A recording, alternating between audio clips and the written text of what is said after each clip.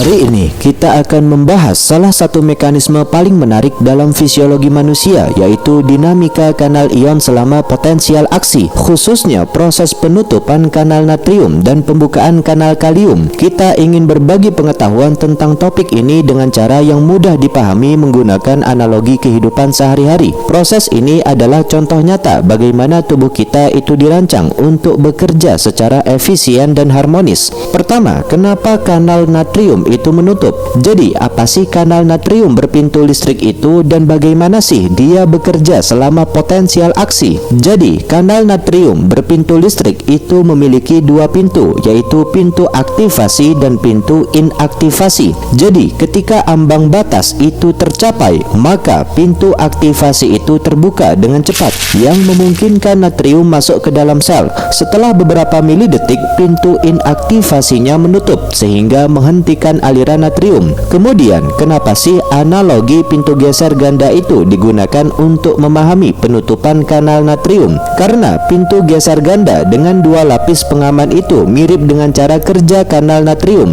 Karena pintu geser ganda dengan dua lapis pengaman itu mirip dengan cara kerja kanal natrium, di mana pintu aktivasi itu membuka untuk memungkinkan natrium masuk, sementara pintu inaktivasi itu menutup untuk mencegah aliran lebih lanjut. Lalu, apa sih yang menyebabkan kanal natrium tertutup sepenuhnya selama potensial aksi? Jadi, penutupan kanal natrium itu disebabkan oleh perubahan konformasi pada pintu inaktivasi yang secara fisik menghalangi aliran natrium lebih lanjut setelah jeda singkat ketika kedua pintu terbuka. Jadi, bayangkan sebuah pintu geser otomatis yang memiliki dua lapis pengaman, yaitu satu pintu utama atau aktivasi dan satu penghalang tambahan atau inaktivasi.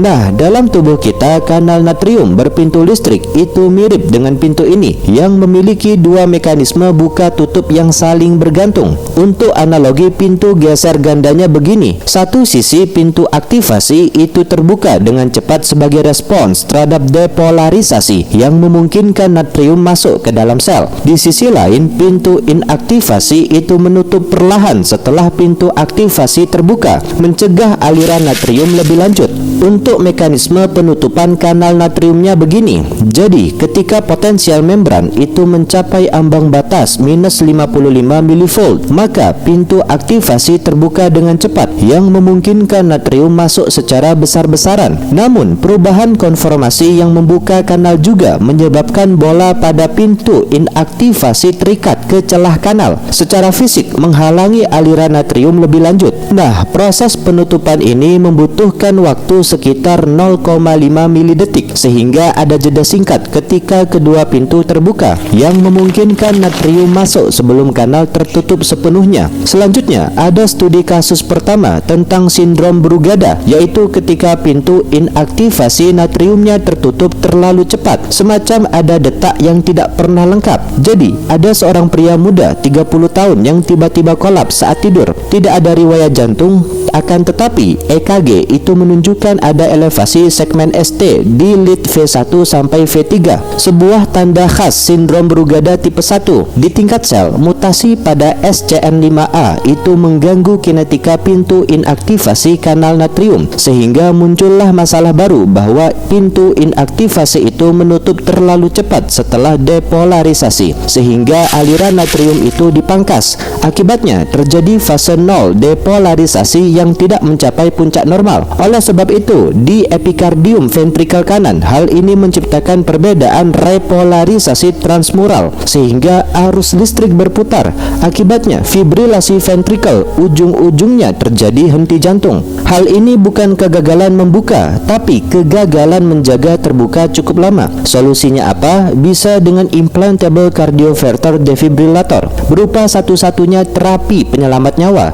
dan sebisa mungkin hindari demam, alkohol, dan obat natrium channel blocker. Nilai tambah dan insight-nya kita semakin luas, teman-teman. Ilmu kita semakin banyak bahwa durasi pembukaan kanal natrium itu sama pentingnya dengan kecepatan pembukaannya. Cara berpikir kita semakin kokoh bahwa terkadang ada kalanya masalahnya itu bukan pada keberanian memulai, tapi pada ketidakmampuan mempertahankan momentum. Keyakinan kita terus-menerus baru bahwa kepenuhan keseimbangan aksi itu lahir bukan dari ledakan awal, tapi dari ketahanan selama fase kritis. Pesannya apa? Jadi dalam hidup kita ada kalanya seperti dalam kanal natrium, kita jangan hanya fokus pada awal yang spektakuler. Pastikan juga kita bertahan cukup lama untuk menyelesaikan apa yang kita mulai, karena tidak ada potensial aksi yang utuh jika dipangkas di tengah jalan. Hal ini menunjukkan bahwa penutupan kanal natrium adalah hasil interaksi antara pintu aktivasi dan pintu inaktivasi. Kedua, lonjakan permeabilitas natrium dalam keadaan fase depolarisasi cepat. Sebenarnya bagaimana sih lonjakan permeabilitas natrium yang menyebabkan depolarisasi cepat itu? Jadi ketika ambang batas tercapai yang berjumlah minus 55 mV, membran kita menjadi 600 kali lebih permeabel terhadap natrium dibandingkan kalium, sehingga menyebabkan aliran besar-besaran natrium masuk ke dalam sel yang membalik polaritas sel hingga mencapai nilai puncak yang berjumlah plus 30 mV. Kemudian kenapa sih lonjakan permeabilitas natrium itu disebut pemicu utama fase depolarisasi cepat? Karena lonjakan ini menyebabkan depolarisasi dramatis dan cepat yang merupakan langkah utama dalam penciptaan potensial aksi. Lalu apa sih hubungan antara ambang batas dan lonjakan permeabilitas natrium? Jadi ambang batas minus 55 mV adalah titik kritis di mana cukup banyak kanal natrium yang terbuka untuk mencetuskan siklus umpan balik positif yang menyebabkan lonjakan permeabilitas natrium dan depolarisasi cepat. Jadi bayangkan sebuah kereta api super cepat yang melaju tanpa hambatan. Nah, dalam tubuh kita lonjakan permeabilitas natrium itu mirip dengan kereta ini yang menyebabkan depolarisasi cepat dan dramatis. Untuk ambang batasnya begini. Jadi pada potensial ambang yang berjumlah minus 55 mV, cukup banyak kanal natrium yang terbuka untuk mencetuskan siklus umpan balik positif. Nah, membran kita itu menjadi 600 kali lebih permeabel terhadap natrium daripada kalium yang menyebabkan aliran besar-besaran natrium masuk ke dalam sel.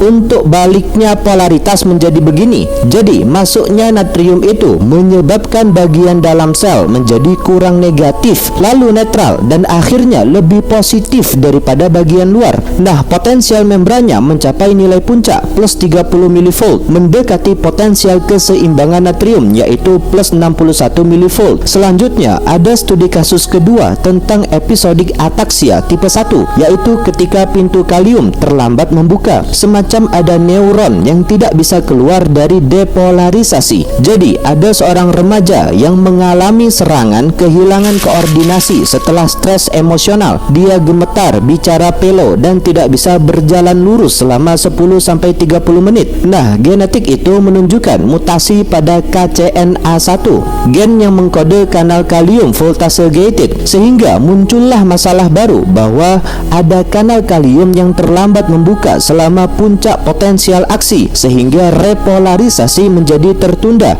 Akibatnya neuron tetap terdepolarisasi. Oleh sebab itu neuronnya tidak bisa memicu potensial aksi berikutnya karena kanal natrium inaktif. Nah, di cerebellum ini mengganggu sinyal motorik sehingga terjadi ataksia. Hal ini adalah kegagalan penyeimbang hadir tepat waktu. Solusinya apa? Bisa dengan asetazolamid yang menstabilkan pH untuk mempercepat pembukaan kanal kalium. Nah, dalam 1 minggu serangan berkurang drastis, nilai tambah dan insight-nya kita semakin luas teman-teman. Ilmu kita semakin banyak bahwa waktu pembukaan kanal kalium itu menentukan frekuensi maksimum potensial aksi. Lalu cara berpikir kita semakin solid bahwa terkadang ada kalanya masalahnya bukan pada aksi, tapi pada jeda yang terlalu lama setelahnya. Keyakinan kita terus-menerus baru bahwa keseimbangan itu bukan soal berhenti, tapi soal berhenti secara tepat setelah di posisi puncak. Pesannya apa?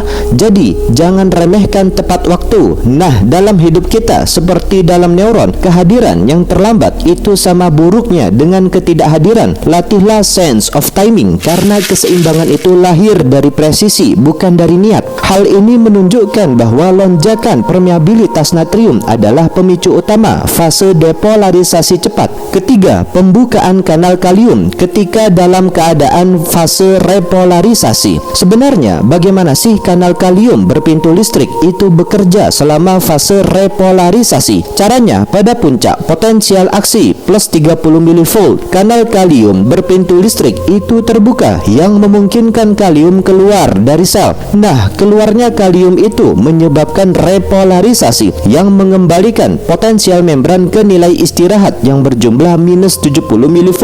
Kemudian, kenapa sih pembukaan kanal kalium itu disebut penyeimbang dalam potensial aksi? Karena pembukaan kanal kalium itu mengembalikan potensial membran ke nilai istirahat. Karena pembukaan kanal kalium itu mengembalikan potensial membran ke nilai istirahat dengan mendorong keluarnya kalium dari sel sehingga menyelesaikan potensial aksi. Lalu, apa sih yang terjadi pada permeabilitas kalium selama fase repolarisasi? Jadi, pembukaan kanal kalium itu menyebabkan lonjakan permeabilitas kalium menjadi 300 kali lebih tinggi daripada nilai istirahat, mendorong keluarnya kalium dari sel secara besar-besaran. Jadi, bayangkan sebuah pintu yang tertutup setelah dibuka sementara. Nah, dalam tubuh kita, pembukaan kanal kalium itu mirip dengan proses ini yang mengembalikan potensial membran ke nilai istirahat. Untuk penyebab pembukaan kanal kaliumnya begini. Jadi, pada puncak potensial aksi plus 30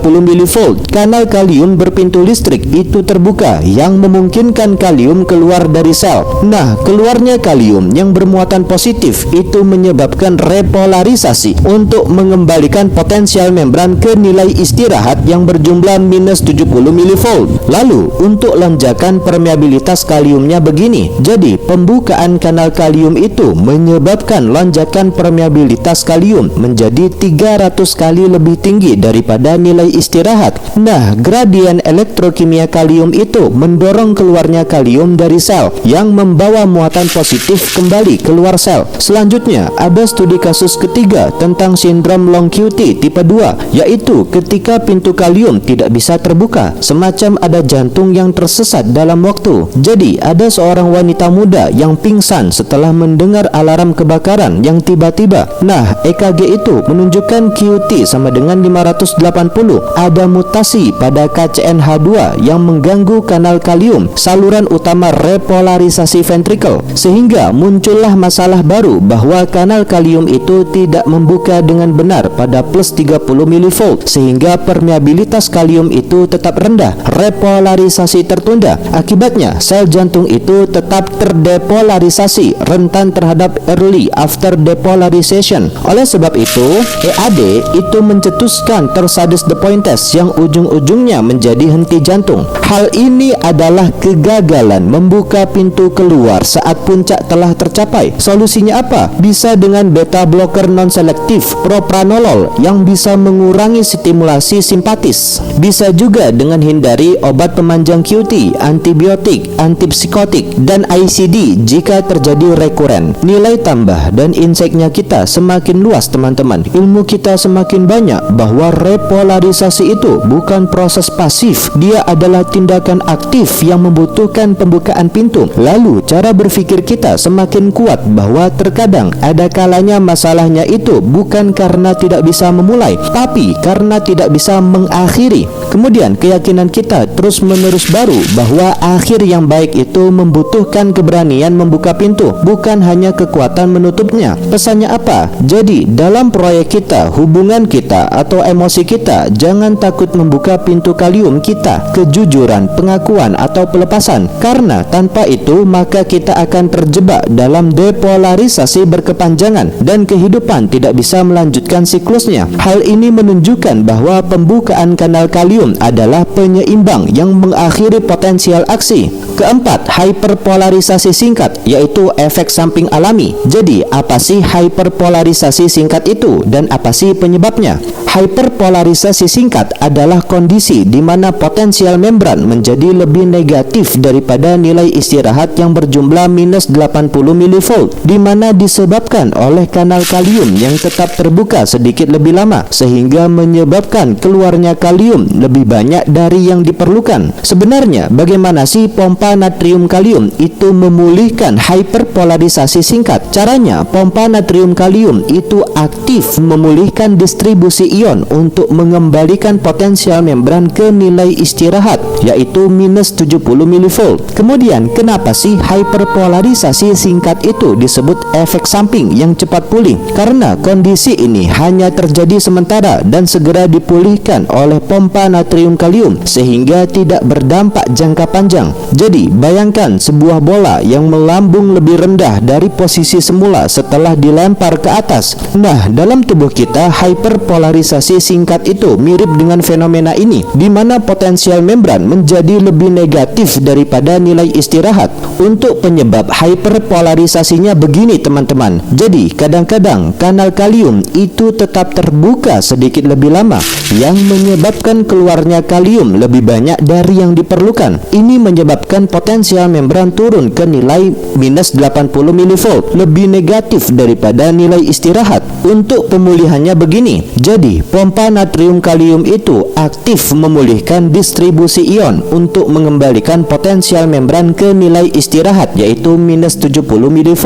Selanjutnya ada studi kasus keempat tentang hyperkalemia akut, yaitu ketika perbedaan tegangan hilang, semacam ada neuron yang tidak bisa lagi memulai siklus. Jadi ada seorang pasien gagal ginjal yang datang dengan kalium sama dengan 7,5. Nah, EKG-nya menunjukkan ada gelombang T tinggi, QRS-nya melebar. Di neuron dan otot, rata-rata kalium itu naik dari minus 94 mV ke minus 65 mV.